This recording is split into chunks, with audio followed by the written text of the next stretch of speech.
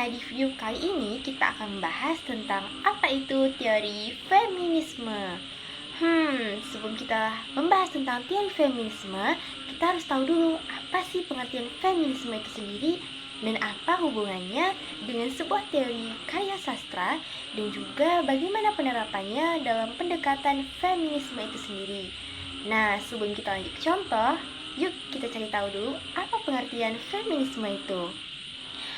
Feminisme sendiri merupakan suatu gerakan ataupun perjuangan perempuan untuk mencapai kesederajatan dengan laki-laki.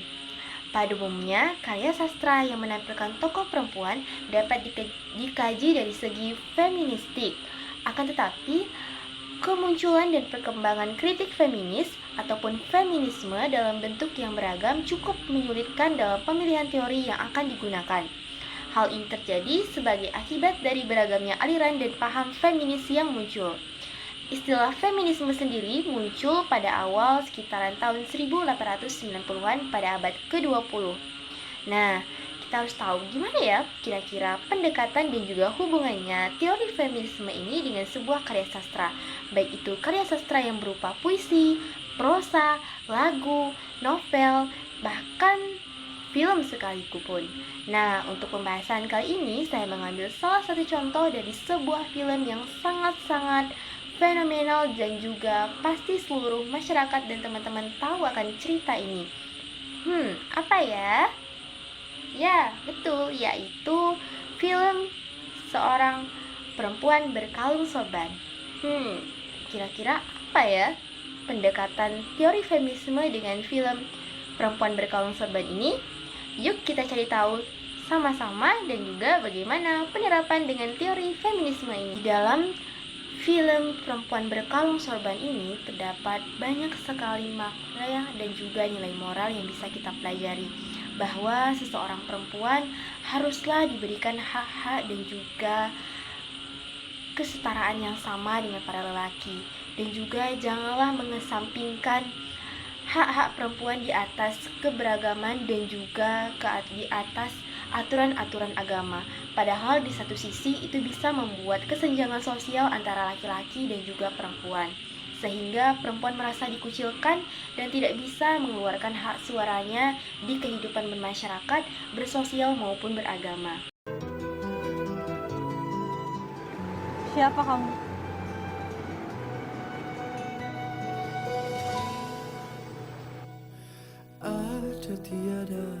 Kenapa dulu kamu bilang gitu aja sih? Umur kita jauh berbeda, Nisa. Bapak kamu mana mungkin mau sama aku yang bukan anak kiai, Nis. Nisa mau kuliah, bukan Nisa. Nisa, kita itu beruntung kalau bisa berkeluarga dengan mereka. Pesantren bapakmu udah bisa sebesar sekarang tanpa bantuan aku. Nah ya. Islam gak adil sama perempuan. Perempuan sudah mendapatkan surganya tanpa harus berpendapat. Kodrat bahwa perempuan harus terus berlindung di ketiak suami. Uskuti! Kalau sampai orang tua santri tahu kiainya punya anak seperti ini, siapa yang mau nitipkan anaknya di pesantren ini lagi? Surga menurut janji Allah ada di bawah telapak kaki kita. Perempuan, mau jadi apapun kalian nanti, pilihlah jalan Allah dengan rasa bebas. Satu orang santri ketangkap lagi. Masya Allah, dia baca buku ini. Ribu. Novel ini merupakan salah satu novel yang sangat lekat bagi mereka pecinta sinema, sebab karena telah dituangkan dalam bentuk layar lebar. Novel ini bisa dikategorikan karya religius yang cerdas menobrak kebiasaan-kebiasaan yang membuat posisi wanita menjadi minor. Tokoh utama dalam novel ini bernama Anissa. Ia lahir dan tumbuh di kalangan pesantren yang memegang adat keagamaan secara kokoh dan prinsip. Namun seiring perkembangannya, Anissa mulai merasakan adanya perlakuan yang ganjil terhadap dirinya sebagai perempuan. Ia merasa haknya dikucilkan jika dibandingkan dengan saudaranya yang lain. Anissa tak diizinkan berlatih menunggang kuda seperti saudara lelakinya. Ia tak diizinkan berbicara dan mengemukakan pendapatnya, dan ia harus diam saat di meja makan. Ia tak boleh terlambat bangun dan harus rajin, serta masih banyak lagi perlakuan yang berbeda lainnya. Novel ini sangat relate dengan kehidupan para perempuan dan juga haruslah kita sebagai perempuan memperjuangkan hak-hak serta apapun yang menjadi sebuah martabat dan juga harga diri kita.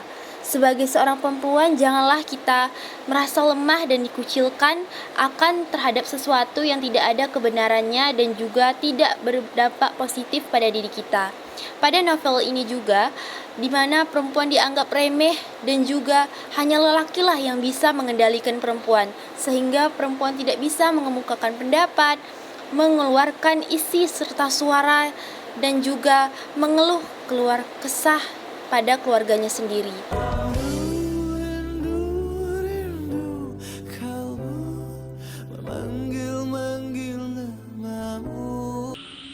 Terima kasih sudah menyaksikan video ini dan juga semoga teman-teman paham akan salah satu contoh yang saya berikan pada teori pendekatan secara feminisme.